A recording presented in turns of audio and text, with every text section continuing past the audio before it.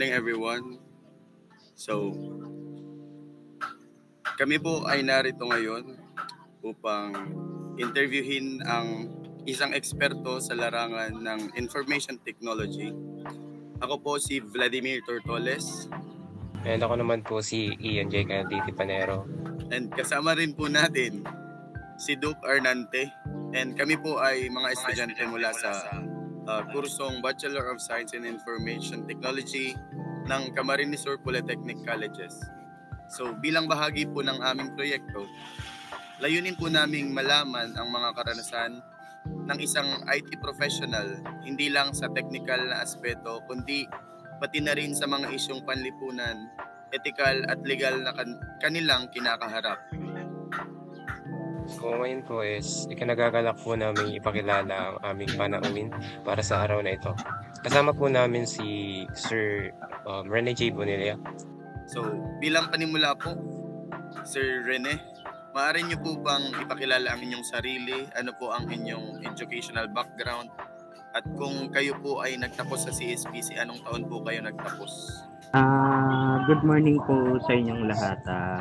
Ako po si Rene J. Bonilla, graduate ng Information Technology last 2023.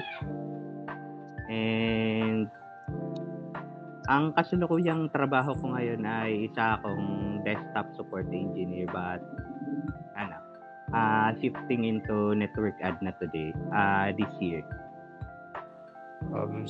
Second question po. Ano po yung kasalukuyang posisyon niyo sa trabaho at ano po yung mga pangunahing tungkulin niyo sa role na po na yun? Yung work ko ngayon is desktop support engineer and ang pangunahing tungkulin ko sa mga trabaho ko is giving support sa mga infra ng isang company. Say for example, mag-aayos ng server, mag-a-assist sa mga employee natin. Say for example, meron silang network issue, like di sila makapag-access ng mga website, internal website and external website. Kami din yung nagbibigay ng access sa mga employee, like yung mga nila, like yung access nila sa isang website. May mga internal website kasi sa isang company na kami lang yung nagbibigay, which is kami yung gumagawa ng access nila, ganon. And then also deploying laptops, ganon, configuration, mga ganon. And deploying din ng mga routers, mga network peripherals. Maraming salamat po. Maaari nyo rin po bang ikwento sa amin kung paano nagsimula ang inyong career hanggang sa kung nasaan na po kayo ngayon? Actually, sa totoo lang, nahirapan ako mag-apply during my days nung pagka-graduate ko. Siguro mga almost 5 months ako bago nakapag-apply sa company ko ngayon. Ang masasuggest ko lang talaga is i-skill up nyo yung skill nyo. Then try nyo mag-ipon talaga ng certificate kasi yung certificate talaga yung magiging basihan nung employee nyo, yung nung employer na papasukan nyo. Kasi yung sa akin kasi tawag nito, nag-base talaga sila dun sa certificate na mga nakuha ko when I was in college. Kasi nung college ako, mahilig kami nung kaklase ko. Mahilig kami mag-gain ng mga certificate, lalo na yung mga libre from DICT na mga certification. Yung mga ganun, kahit hindi siya aligned dun sa papasukan niya. At least may mga certificate kayo na pwedeng makita ng skills up nyo.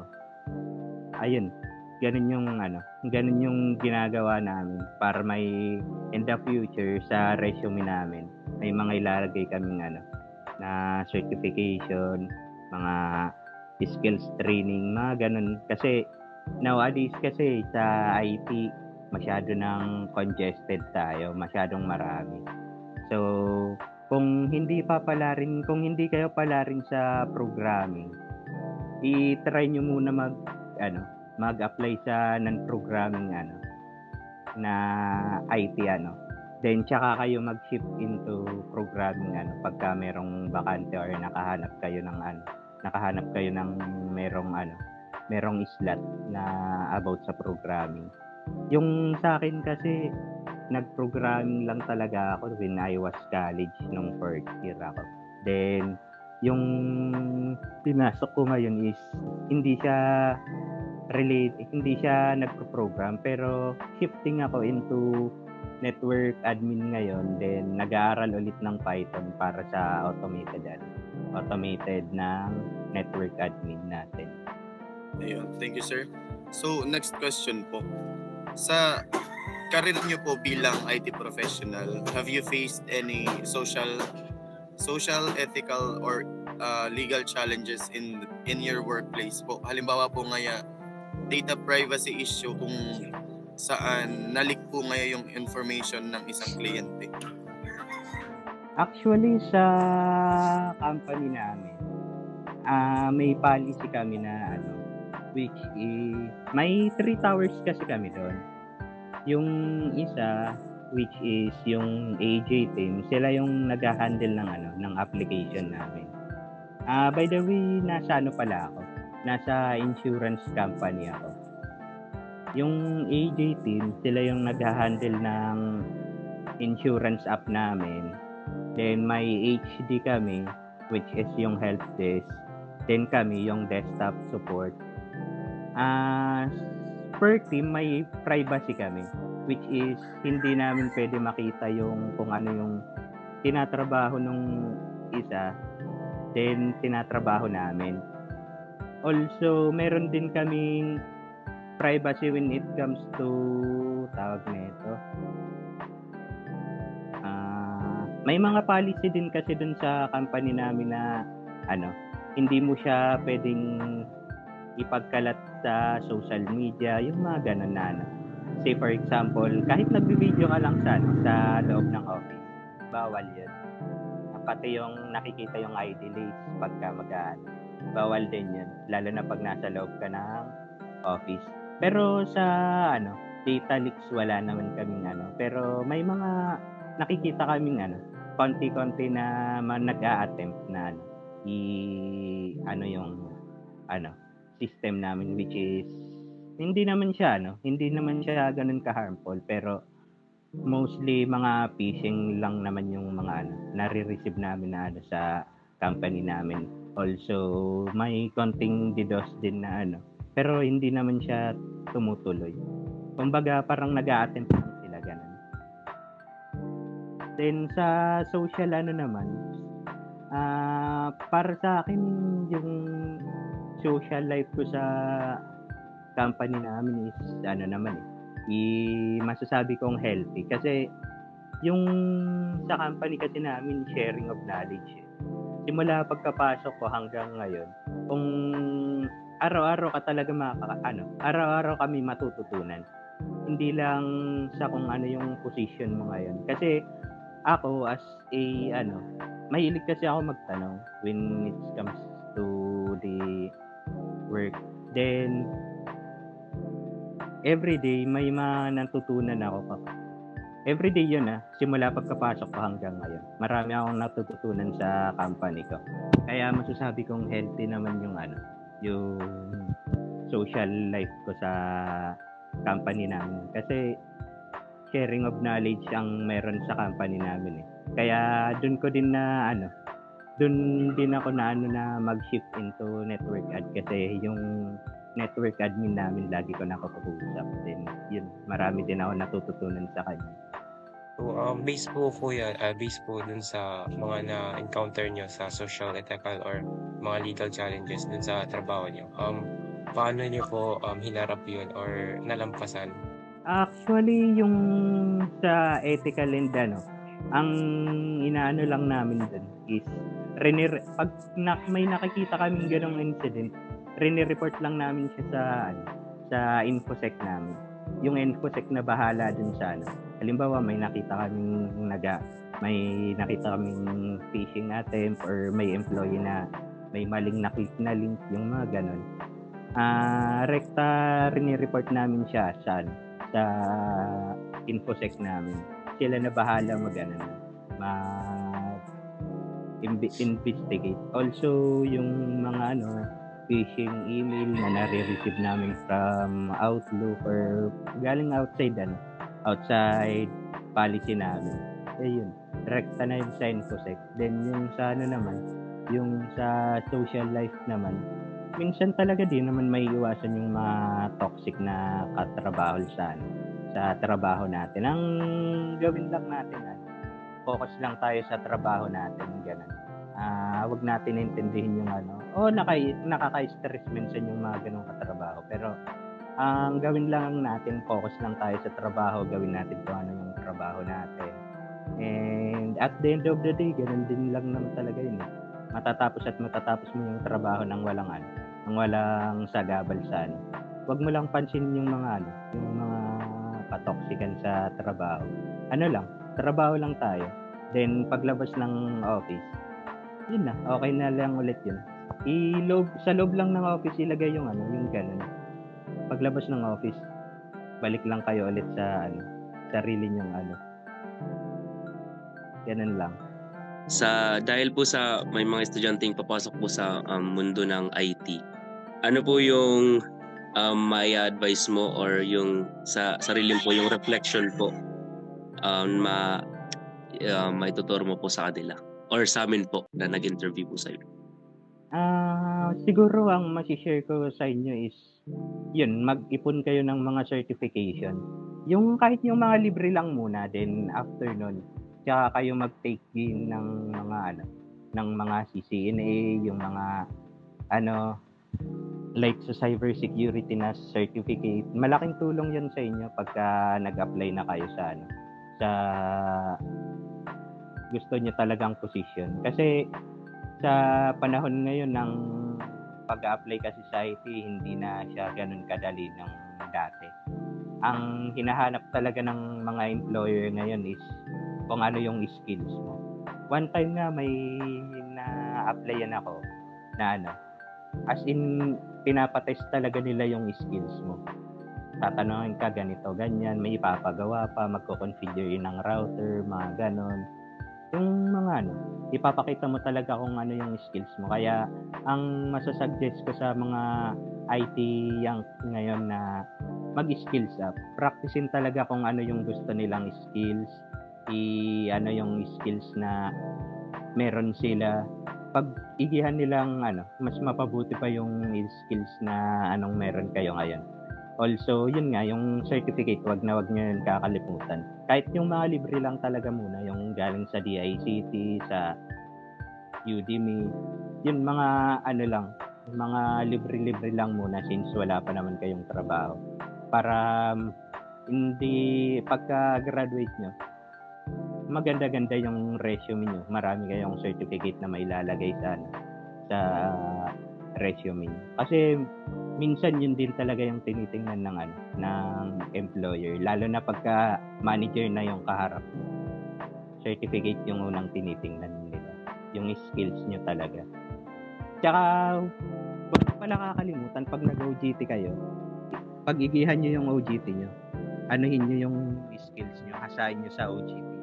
Kahit hindi naman talaga yung kahit yung trabaho nyo is pang lang, i-suggest nyo sa pinag-auditahan nyo na ito kaya nyong gawin, ganyan. Kasi way back nung nag-OJT kami sa DepEd, ang trabaho lang namin doon is network ad. Then, ang sabi ko, magagawa ko ng automation doon kasi wala pa dong like wala silang system na pang doon sa mga employee nila, yung like sa tawag na ito, in doubt nila, manual process yun, nagla-login sila ng manual. So yun, ginawa namin ng system nag-suggest kami dun sa ano namin sa OJT na gagawa namin sila ng system. Then pumayag naman sila. At the end of the OJT namin, natapos naman namin yung system. So ganun lang gawin niyo pagka mag-OJT na kayo. Kung ano yung nakikita niyong kulang sa OJT niyo, sa company niyo, gawan niyo ng suggestion kung kaya naman gawin. I-skills up niyo lang yung i-showcase niyo yung skills niyo pag nag-OJT kayo para pagdating sa resume, pwede niyo siya ilagay. Para mas maganda yung resume niyo pagka mag-a-apply na kayo. Okay po. That ends our interview po, sir. Thank you po for your time sa pagbibigay po ng inyong insights and advice po sa incoming and sa amin din pong aspiring IT professionals po. Thank you, sir. Good day po. God bless po. Yes, sir. Thank you po. God bless. Bye, sir. Bye, sir. Good luck sa OJT. Thank you po, sir. Po na tayo sa ating huling bahagi ng reporting o ng ating interview. Sa reflection about the interview. So, ikaw, Duke, ano ang iyong masasabi o insight sa naganap na interview natin kay Sir Rene? Isa sa mga natutunan ko nung nag-interview tayo kay Sir Rene ay yung kung paano natin i-handle yung sa ating workplace, kung paano natin papakisamahan yung mga katrabaho natin, kasi hindi naman all the time parehas tayo ng vibe ng kasama natin. Pwedeng bad mood sila kasi may nangyaring ganto, or masaya sila dahil may nangyaring ganto. Kailangan lang natin mag-adjust sa workplace natin para magawa professionally yung trabaho natin. Ayun lang.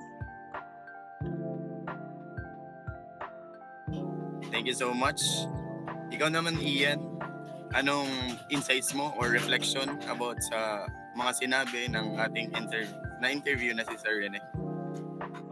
Sa akin naman is yung tumatak sa akin is yung kahalagahan ng pagkakaroon ng tamang asal at profesyon, lalo na sa trabaho mo.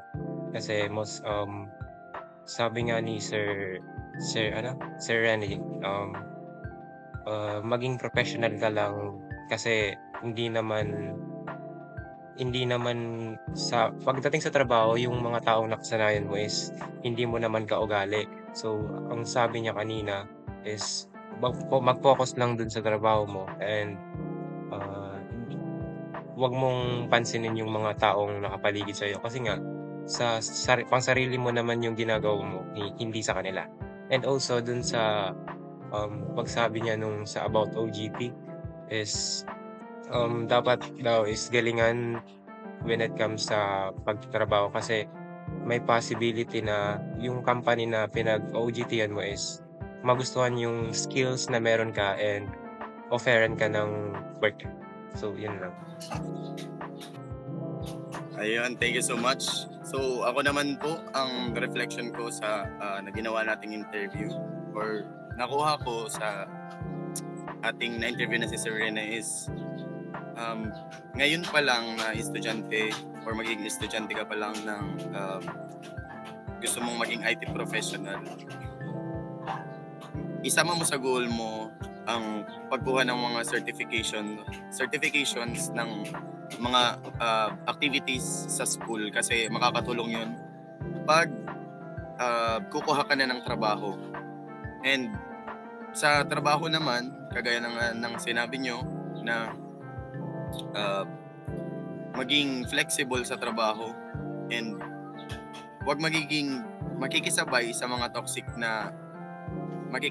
toxic na traits ng mga katrabaho mo, kasi ikaw rin lang din naman ang maapektuhan. And napakaganda rin ng sinabi ni Sir Rene about sa pagkakaroon ng magandang ugali kung mag-OJT ka pa lang, kasi OJT is your training ground na talaga. Papasok ka na sa trabaho pagkatapos ng OJT mo. Kaya focus ka lang talaga sa kung ano ang dapat mapapabuti sa sarili mo. And That's all. So yun, dito na po nagtatapos ang aming interview kay Sir Rene and sa pagbibigay ng aming insights about sa interview na ito. Maraming salamat po.